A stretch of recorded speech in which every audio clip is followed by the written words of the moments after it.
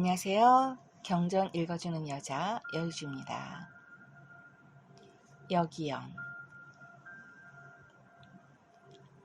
최처자와 혼인한 이중성은 짐을 아예 처가로 옮기고 처가에 들어가 살고 있었다. 이중성의 사명은 오직 교주 차경석을 민족 자결주의자로 이끌어내는 것이었다.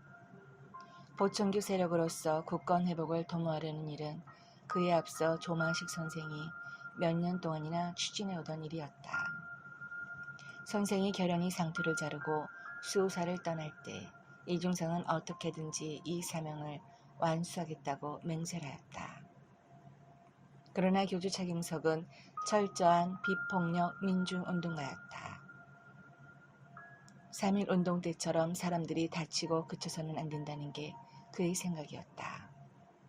때문에 그는 상생의 교리를 내세우고 대동단결을 주장하며 교를 이끌었던 것이다. 이나여 교내에 시국 대동단이라는 모호한 단체가 일어나 뜻있는 이들의 비난을 사기도 했다. 이중성은 교주의 그러한 고집에 맞서기 위해 한때 혁신파를 조직하여 교세를 크게 흔들어 놓기도 하였다. 그러자 총독부에서는 보청교 교단을 와해시킬 절호의 기회라 여기고 교 본소를 빼앗아 그에게 넘겨준다는 등 별스런 유혹의 손길을 다 뻗쳤다. 혁신파 내에는 이러한 총독부의 제의를 공공연히 찬성하는 자들도 생겨났다. 이미 총독부에 매수당한 상당수의 친일파 기도가 혁신파 내에 섞여 있었던 것이다. 자신이 바라지 않은 상황으로 일이 치닫자 크게 당황한 이중성은 이 사태를 잠재우기 위해 한동안 서울 관악산 밑으로 피신하여 숨어 지내기도 하였다. 그는 일본인들의 유혹이 사라지자 다시 대흥리에 돌아와 보청교의 혁신운동을 하였다. 즉 600만 교도를 철저한 민족주의자로 이끌어 거연히 일본에 대항하고자 하는 것이었다. 그러나 그가 대흥리에 돌아온 지 몇 년 만에 교주는 죽었고 교세는 풍비박산이 되어버렸다.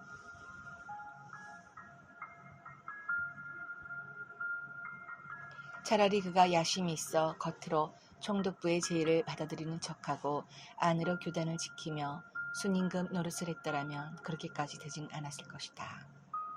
어쨌든 그는 임시정부의 밀명을 완수하지 못한 사람이 되었다. 너무나 큰 기대가 무산되고 말아 그는 임시정부에 돌아갈 면목도 없었다. 또한 경찰에서는 그를 이미 요시찰 인물로 지목해놓고 감시를 철저히 하고 있었다.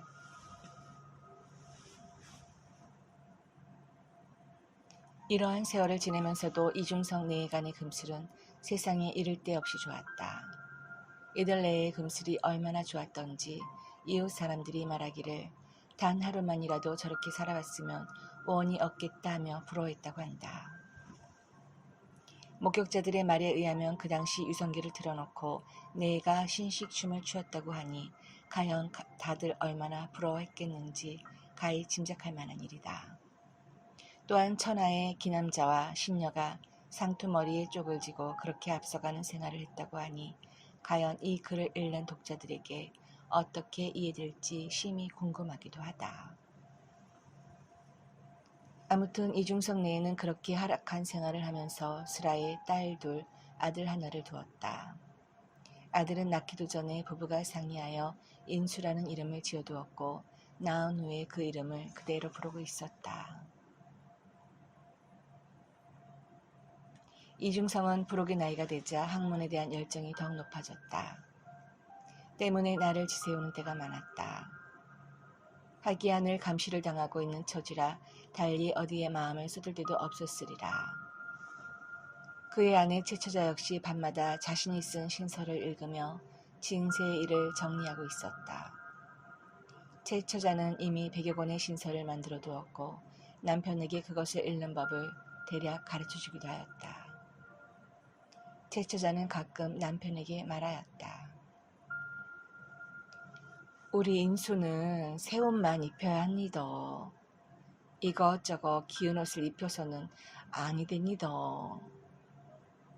이중성은 아내의 그러한 말이 단순히 인수에게 입힐 진짜 옷을 가리키는 것이 아님을 이신전심으로 알아들었다. 대저 사람의 성정을 이루는 두 가지 요소가 있으니 그 하나는 선천의 기요, 다른 하나는 후천의 문이다. 선천의 기는 흠결이 없이 순수한 봄 바탕이나 후천의 문은 다른 이의 교육을 통해서 덧입혀지는 것이다.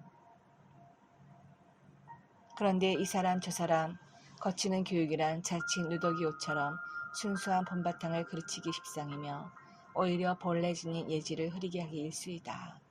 그래서 제처자는 아들 인수를 학교에 다니게 해서는 안 된다는 것을 바로 그런 말로 표현한 것이었다.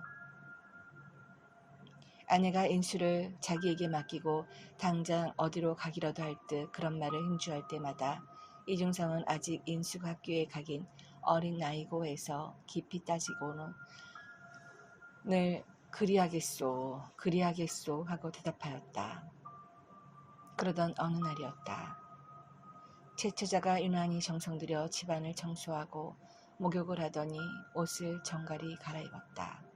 그리고는 남편에게 자신을 뉘어달라고 하였다.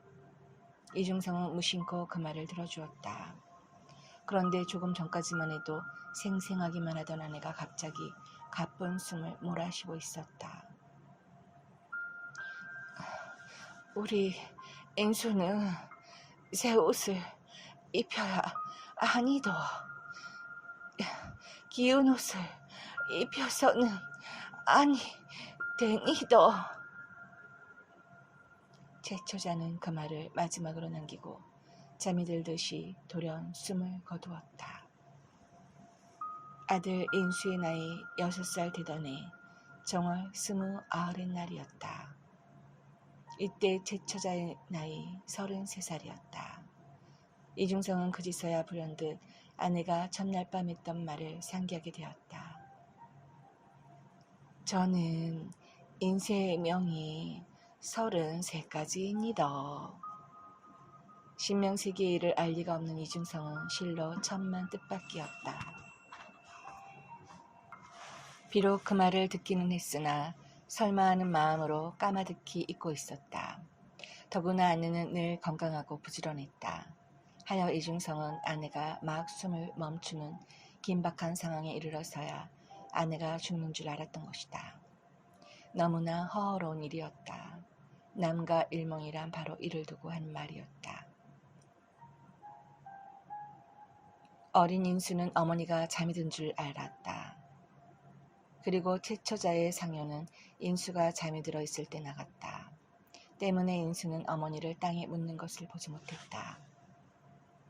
사무날 인수는 집안 어른을 따라서 어머니가 늘 일하던 밭에 갔다.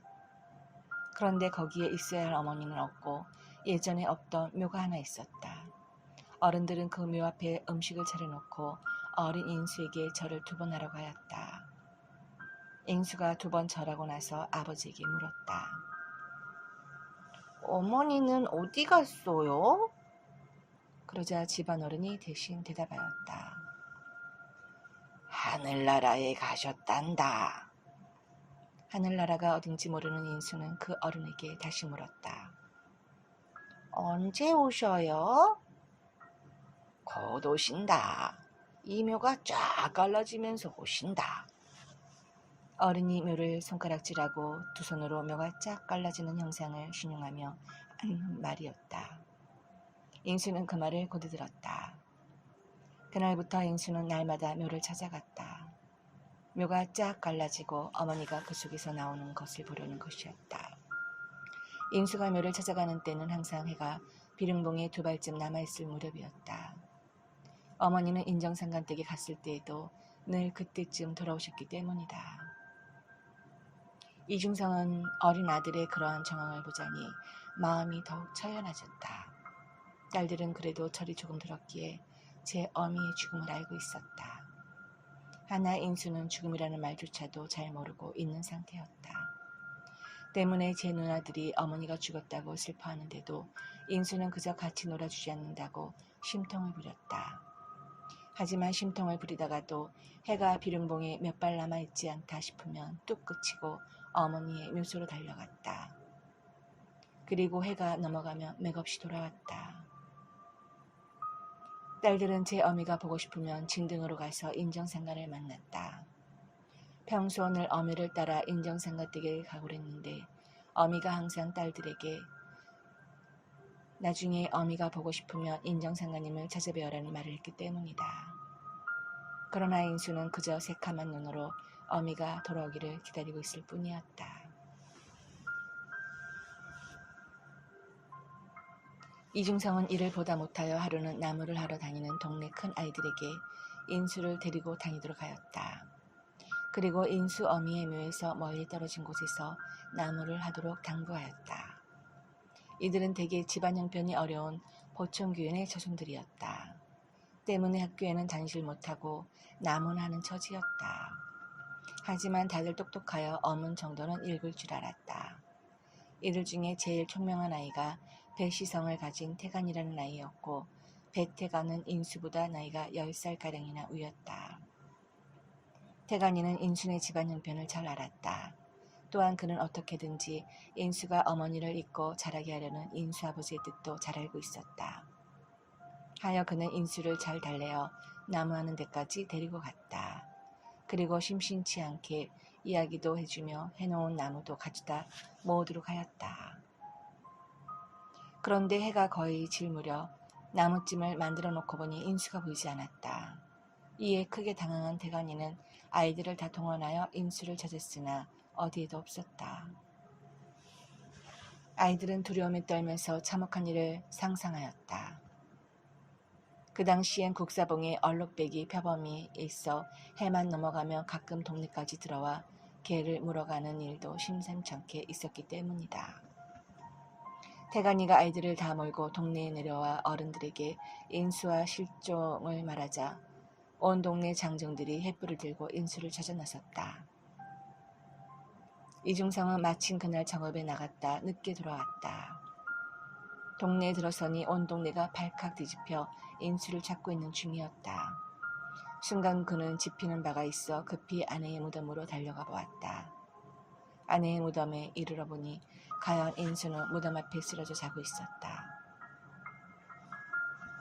이중성은 꼬부린 채로 잠들어 있는 인수를 안아 올렸다.